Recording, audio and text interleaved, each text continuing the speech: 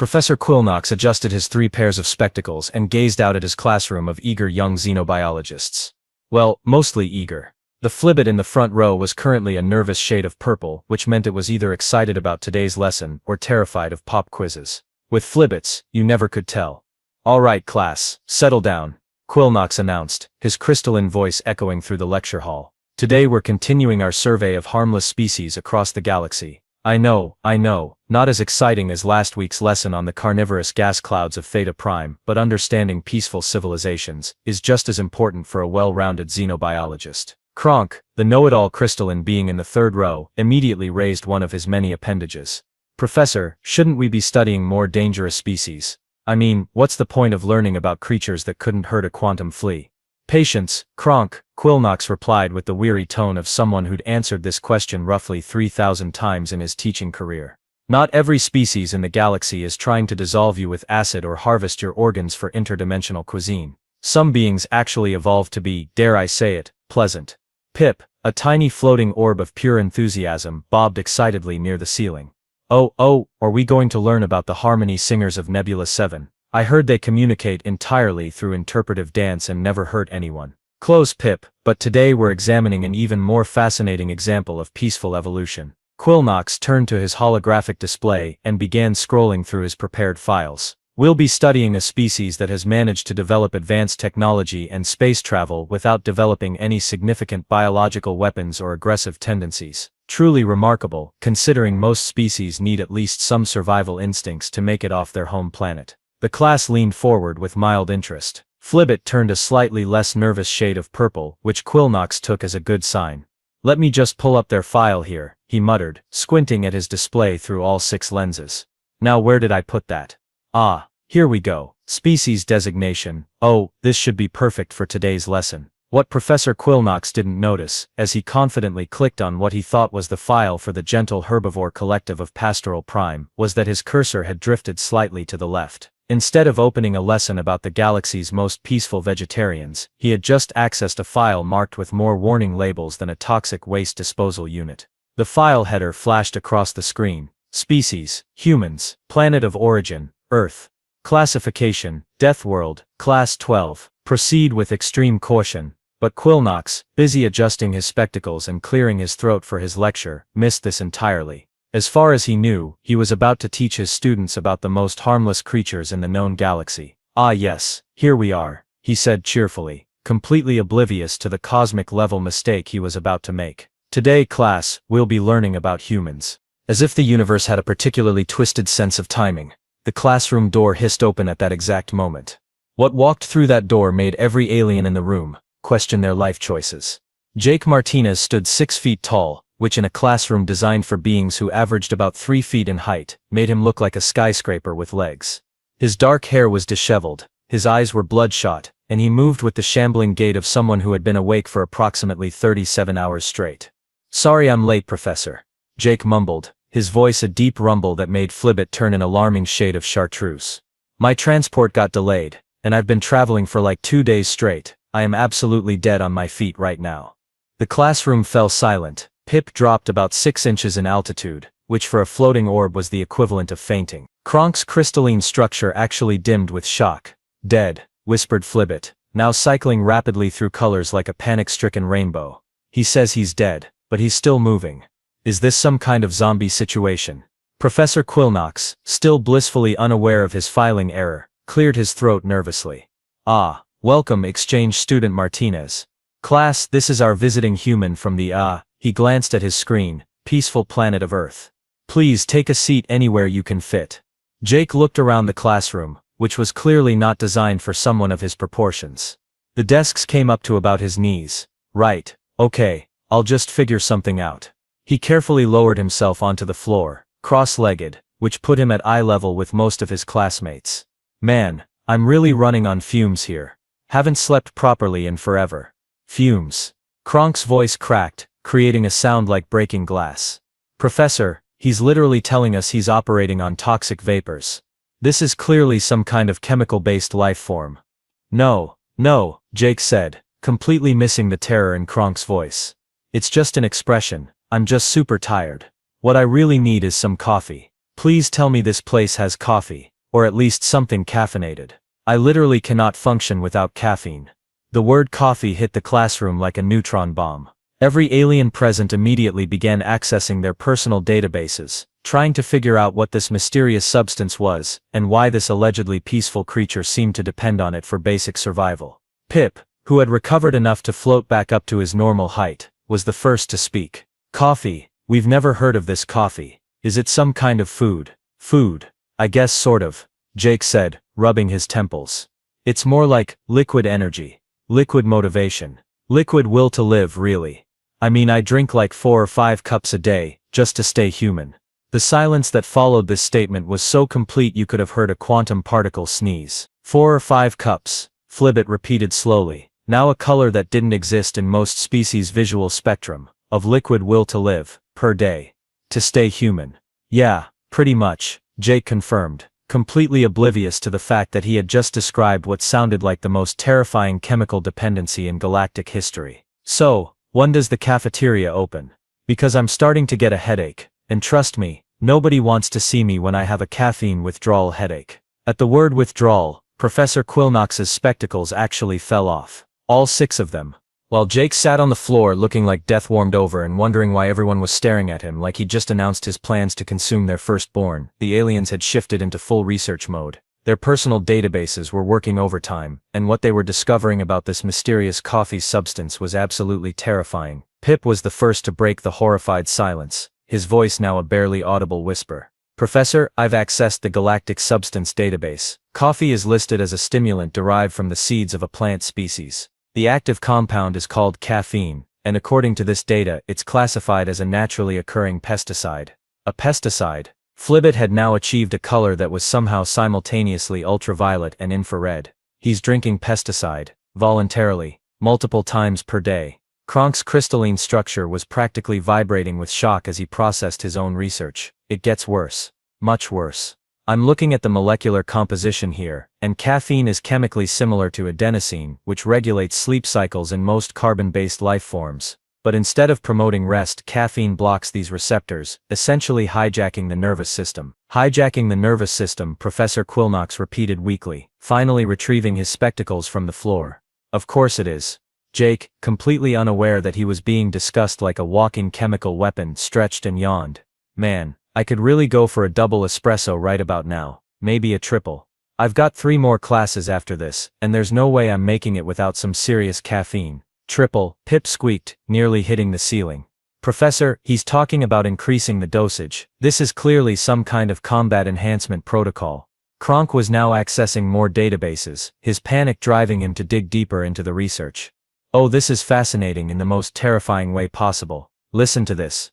The average lethal dose of caffeine for most known species would be approximately 50 milligrams. But according to these Earth databases I'm accessing, a single cup of this coffee contains between 90 and 150 milligrams of caffeine. The classroom fell so silent you could have heard a photon drop. So what you're telling me, Professor Quillnox said slowly, is that our exchange student here regularly consumes, per day, enough of a naturally occurring pesticide to kill most sentient beings in the galaxy. Multiple times over. That's exactly what I'm telling you.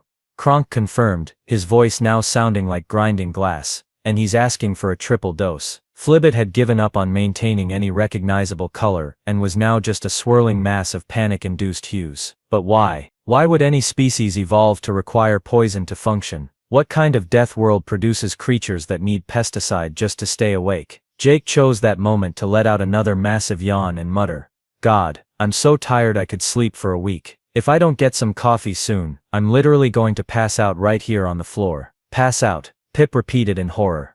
The combat stimulant is wearing off. He's entering a dangerous withdrawal state, and he keeps calling it liquid energy. Flibbit added, now pulsing with alarmed bioluminescence. Liquid motivation, liquid will to live. Professor, I think we're dealing with some kind of biological warfare agent that this species has learned to depend on for basic survival. Professor Quillnox was frantically scrolling through his files now, trying to figure out how his lesson on peaceful herbivores had turned into a discussion of chemical dependency and biological warfare. There must be some mistake. The file says these humans are from a harmless agricultural world. Professor Kronk interrupted, I'm accessing the planetary classification database now. Earth isn't listed as an agricultural world. It's, oh no, no. What? Professor Quillnox asked, though he was beginning to suspect he didn't want to know the answer. Earth is classified as a Class 12 death world. Gravity that would crush most species, an atmosphere that's 21% combustible gas, weather patterns that include frozen water falling from the sky at terminal velocity, and apparently flora that produces chemical weapons disguised as beverages. Jake picked that moment to check his watch and sigh deeply. Seriously, when does the cafeteria open? I'm starting to get the shakes, and I've got a paper due tomorrow that I haven't even started. I'm going to need like 6 cups minimum to pull an all-nighter. The word shakes sent every alien in the room into a new level of panic, but it was the phrase 6 cups minimum that nearly caused a mass evacuation. 10 minutes later, the Academy's emergency food synthesizer had been working overtime to produce what the computer helpfully labeled as human stimulant beverage, warning. Potentially lethal to most species. The machine had actually printed out a disclaimer longer than most doctoral dissertations, but Jake just grabbed the steaming mug without reading it. Oh, thank God, he said, inhaling deeply. You have no idea how much I needed this. You guys are lifesavers. The irony of that statement was completely lost on Jake, but it hit the aliens like a meteor. Lifesavers.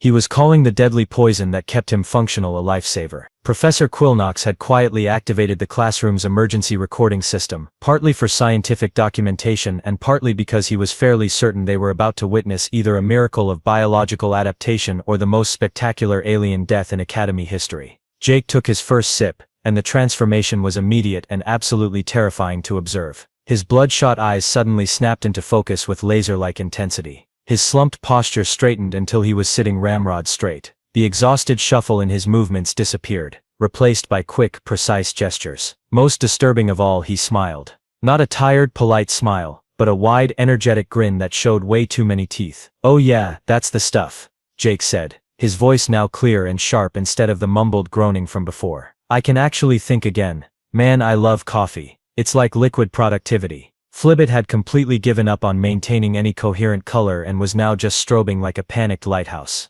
Professor, look at him. The combat stimulant is activating. His entire physical demeanor has changed. His pupils have dilated, Kronk observed, with scientific horror. Muscle tension has increased. Reaction speed appears to have improved dramatically. This is clearly some kind of battle enhancement protocol designed for high-stress combat situations. Jake took another long drink, and let out a satisfied sigh. You know what, I think I can actually tackle that xenobiology report now. Professor, do you have any extra reading materials? I'm feeling pretty motivated to dive deep into this subject.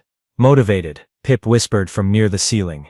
The chemical is making him aggressive about learning. What kind of terrifying species weaponizes education? The same kind that drinks pesticide for breakfast, apparently, Professor Quillnox muttered, making frantic notes on his tablet. Jake was now moving with quick, efficient gestures as he pulled out his electronic notebook. His fingers flew across the interface at a speed that made the aliens nervous. Everything about him radiated focused energy and barely contained enthusiasm. This is fascinating stuff, really, Jake continued, completely oblivious to the terror he was inspiring. I mean, the diversity of species in this galaxy is incredible. Back on Earth, we've got maybe 8 million species, but out here, the possibilities are endless. I could study this forever. Forever, Flibbit repeated faintly. The stimulant has given him delusions of immortality. Jake finished his first cup and looked around hopefully.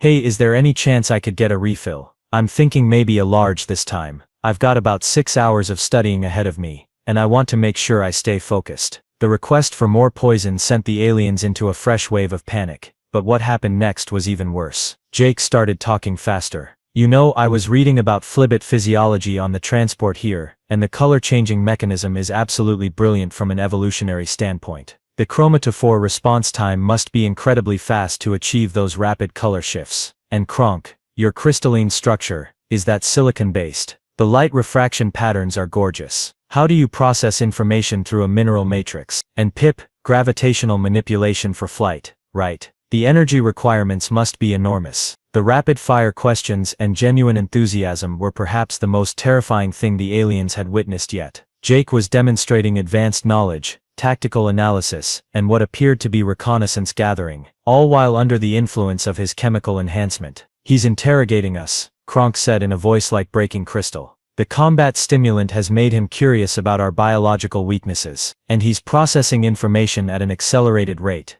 Pip added, bobbing nervously. Look how fast he's taking notes. That's not natural learning behavior, that's intelligence gathering. Professor Quillnox was beginning to sweat, which was impressive considering his species didn't technically have sweat glands. Exchange student Martinez, perhaps you should, slow down a bit. You seem very energetic. Energetic. Yeah, I guess I am pretty wired right now, Jake laughed, which made everyone flinch. This is actually really good coffee. Usually the synthesized stuff tastes terrible, but this has a nice bold flavor. Rich, complex, maybe a hint of chocolate undertones. You guys did a great job with the programming. He finished the second cup and immediately started looking around for more. Seriously though, I could drink this all day. Back home, I usually go through about a pot and a half during finals week. Really helps me stay sharp, you know. A pot and a half, Professor Quillnox repeated weakly. Oh yeah, easy. Sometimes more if I'm really cramming. The record was probably 12 cups in one day during my senior thesis. I didn't sleep for about 36 hours, but man, I was productive. Got like 50 pages written. The classroom had gone completely silent, except for the sound of Jake enthusiastically crunching through academic materials at superhuman speed, occasionally pausing to mutter things like fascinating, and I need to research this more. And where can I get more coffee? That's when Professor Quillnox quietly reached under his desk and pressed the emergency alert button. The emergency alert system at Galactic Academy had been designed to handle a variety of crisis situations. Reactor meltdowns, dimensional rifts, the occasional student accidentally summoning an elder god during advanced metaphysics class. What it had not been designed for was exchange student from Deathworld exhibits signs of chemical warfare enhancement while requesting additional poison. Within 30 seconds the classroom door burst open and 3 Academy security officers rushed in, their energy weapons drawn but set to non-lethal settings. They took one look at Jake, who was now on his 3rd cup of coffee and had somehow managed to read through 17 chapters of xenobiology textbooks while taking detailed notes, and immediately called for backup. Control, this is Security Team Alpha. The lead officer spoke into his communicator, never taking his eyes off Jake. We have a code orange situation in classroom 7. Deathworlder exhibiting signs of chemical enhancement. Subject appears to be in an accelerated learning state and is requesting additional stimulants. Jake looked up from his notes, blinking in confusion. Oh hey there, is everything okay? I'm not being too loud, am I? Sometimes I get a little chatty when I'm caffeinated. The word caffeinated caused all 3 security officers to take a step back. Sir, the lead officer said carefully, we're going to need you to step away from the stimulant beverage and come with us for a medical evaluation. Medical evaluation, Jake laughed, which made everyone in the room flinch. Guys, I'm fine. Actually, I'm better than fine. I'm finally awake and ready to learn. This is exactly what I needed after that long transport. You know how it is when you haven't had your coffee fix. Coffee fix, Pip whispered from the ceiling. He's admitting to chemical dependency again. Jake stood up, which immediately put him at eye level with the floating security officers and made them very nervous about their positioning. Look, I appreciate the concern, but I literally can't function without caffeine. It's not a want, it's a need. My brain just doesn't work properly without it. I get headaches, I can't concentrate, I become basically useless. He's describing withdrawal symptoms, Kronk announced helpfully. Classic signs of addiction to a combat enhancement drug. Addiction is such a strong word, Jake said, completely missing the rising panic in the room. I prefer to think of it as a symbiotic relationship. I give the coffee a good home, and it gives me the ability to exist as a functional human being. It's like fuel for my brain. The lead security officer was now speaking rapidly into his communicator. Control, subject has confirmed chemical dependency and is describing the substance as brain fuel. Request immediate hazmat team and xenochemical specialist. Hazmat team, Jake looked genuinely confused now. For coffee, guys, it's just coffee. People have been drinking this stuff for thousands of years. It's like the second most traded commodity on Earth after oil. We literally built our entire modern civilization on caffeine. The silence that followed this statement was deafening. Their entire civilization, Professor Quillnox repeated slowly, runs on a chemical warfare agent. That would explain a lot about human history. Actually, Kronk said thoughtfully. All those wars, the rapid technological advancement, the aggressive expansion into space, they're an entire species of chemically enhanced soldiers. Jake was getting more animated as he tried to explain, which was exactly the wrong thing to do in a room full of terrified aliens. No, you guys have it all wrong. Coffee isn't dangerous. Well, okay, you can technically overdose on caffeine, but you'd have to drink like 50 cups in a row or something crazy like that. Most people just drink a few cups a day to stay alert. 50 cups, Flibbit moaned, now cycling through colors that existed only in theoretical physics. He's casually discussing lethal dosages. And he said most people, Pip added in horror.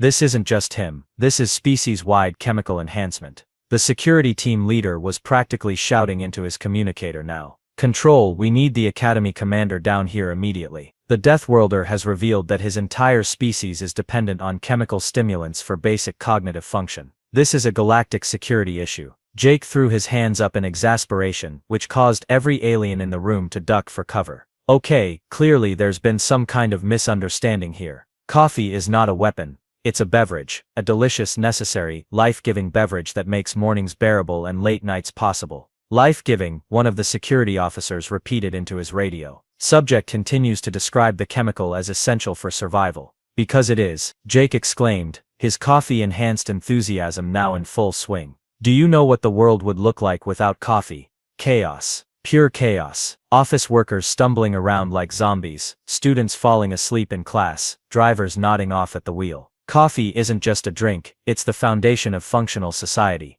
This passionate defense of his caffeine dependency was perhaps the most terrifying thing Jake could have said. Every alien present now believed they were dealing with a species that had weaponized stimulants to such a degree that their entire civilization would collapse without them. Jake, oblivious to the panic he was causing, grabbed his fourth cup of coffee and took a long, satisfied drink. Ah, that's better. You know what, I think I'm going to need at least 2 more cups to get through the rest of today's classes. Maybe 3. The request for additional chemical enhancement was the final straw. The lead security officer immediately activated the Academy's highest alert level while his teammates began clearing the classroom of all non-essential personnel. Jake just stood there holding his coffee, wondering why everyone was running away from him and why the emergency sirens had started going off. Did I say something wrong? He asked, but by then, he was talking to an empty room.